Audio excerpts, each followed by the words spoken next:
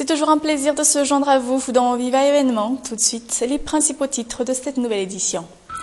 Un Tsranan, 3 morts et des disparus dans le naufrage d'une vedette au large du port. Toute une famille déchirée par cet incident. Les précisions dans quelques instants.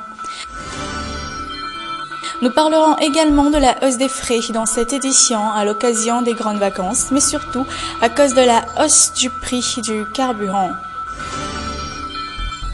Politique, projet de loi sur la décentralisation, le MAPAR et la mouvance Ravalmanan unis pour défendre l'unité de la capitale. Nous irons à la chambre basse dans cette édition. Et il y a le virus Ebola qui ne cesse de faire des victimes. 2 médecins du Libéria touchés par le virus. Les détails dès tout à l'heure dans ce journal.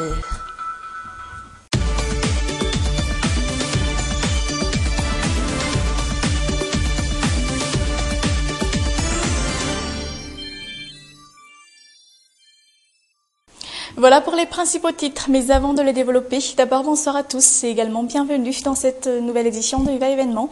Je vous invite à rester avec nous jusqu'au bout. C'est les vacances, les amateurs de lecture sont de plus en plus nombreux à passer leur temps dans les bibliothèques et puisque nous parlons de lecture, notons que les libraires et leur clientèle doivent trouver un consensus ou plutôt un compromis concernant la vente et l'achat des livres usés. Livres usés, comment les entretenir?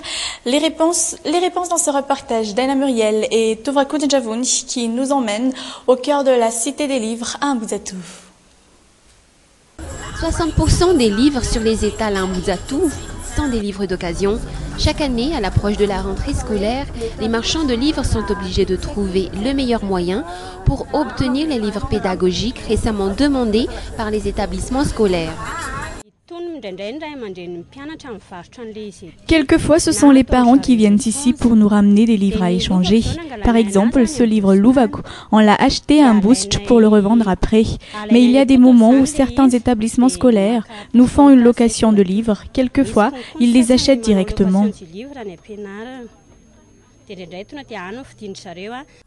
Ce livre figure parmi les plus recherchés chaque année. Cet échantillon a déjà été utilisé. Cependant, selon Anch, il est encore utilisable.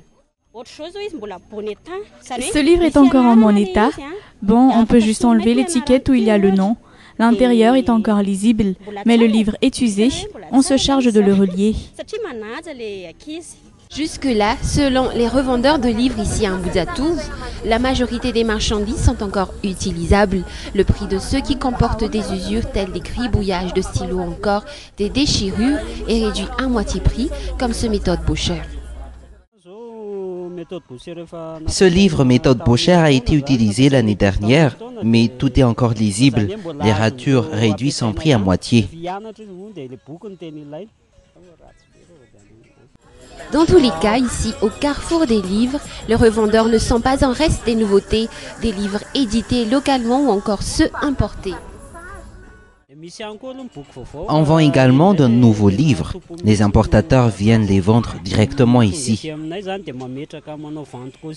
Mis à part cela, les revendeurs de livres sont également obligés de s'entraider dans le cas où le client cherche un livre difficile à trouver.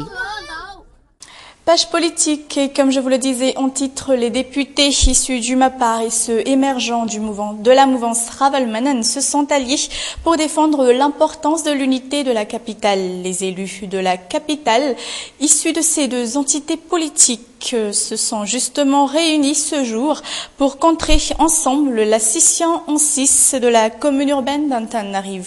Ils rassembleront leurs forces pour convaincre leur père de la Chambre basse de ne pas voter l'adoption de ce projet de loi sur la décentralisation. Détaillé dans ce reportage. Le silence règne entre les murs de la Chambre basse, pendant que la commission chargée d'étudier le projet de loi sur la décentralisation fait ce qu'elle a à faire. Mais derrière ce silence s'ébruitent les rumeurs concernant l'adoption de ce projet de loi. D'ailleurs, le conflit a même été mis de côté pour le MAPAR et la mouvance Ravalmanan. Ces deux entités politiques se sont alliées pour une seule et même cause, préserver l'unité de la capitale.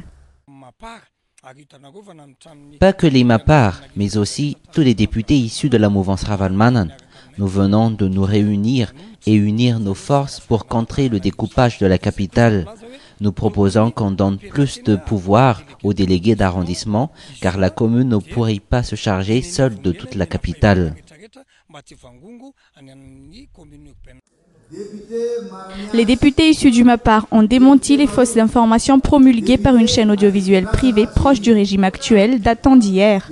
Ceux issus de la mouvance Ravalman, de leur côté, prévoient de convaincre leur père du Parlement de ne pas voter l'adoption de cette nouvelle loi sur la décentralisation. Il faut peser sérieusement le pour et le contre avant de procéder à un tel changement, dont la transformation des arrondissements en mairie et la mise en place d'un président de la communauté dans Tananajivlin-Vuitch. Nous avons pour obligation d'étudier minutieusement les points positifs et négatifs en favorisant avant tout le bien du peuple. Le MAPAR autant que la mouvance Ravalman sont contre l'adoption de cette loi. Quoi qu'il en soit, ils ne sont pas majoritaires et ne pourront probablement pas s'opposer à la scission en 6 de la capitale. D'ailleurs, les corruptions pour faire adopter cette loi coûte que coûte sont également à craindre pour ces défendeurs de l'unité de la capitale. Voilà pour le projet de loi sur la décentralisation, mais Harald Gehrig, nouvel ambassadeur de la République fédérale d'Allemagne à Madagascar, a présenté ce jour sa lettre de créance au président de la République de Madagascar, Ratsonarmampian Nair, au palais d'Iavlou. Devant la presse, l'ambassadeur Gehrig a indiqué que l'Allemagne prévoit d'intensifier sa coopération avec la Grande Île. Écoutons-le après l'audience avec le chef d'État malagasy. Je suis ici pour renforcer les excellentes relations, pour aussi, pas seulement des relations, mais aussi le travail. L'Allemagne est tout à fait prête de soutenir le gouvernement démocrate dans ses efforts de lutter contre... Mais sur une toute autre forme d'actualité, la hausse des prix du carburant et la période des grandes vacances, entre autres, affluent sur les frais de transport. Une hausse des frais qui concerne tant les zones régionales que nationales. Les précisions dans ce récit de Tovrakut Javouni. Voici un aperçu de la hausse des frais de transport qui sera concrétisée à compter du 25 août. Thomassen, les 15 milliards muteront à 23 milliards pour les minibus. Les frais atteindront les 20 milliards pour les grands véhicules ou les cars. Mahazang, les frais s'élèveront à 37 milliards pour 25 milliards auparavant. Cas des minibus, 34 milliards pour les grands véhicules dans les cars. Antsranen, les frais seront haussés à 74 milliards pour 50 milliards auparavant. Fin de cette édition de Viva Événement pour aujourd'hui. Merci à tous de votre attention. Prochain rendez-vous demain à la même heure. Et comme je vous le dis, à chaque terme de Viva Événement, restez sur Viva. Vous ne serez pas déçus. Au revoir.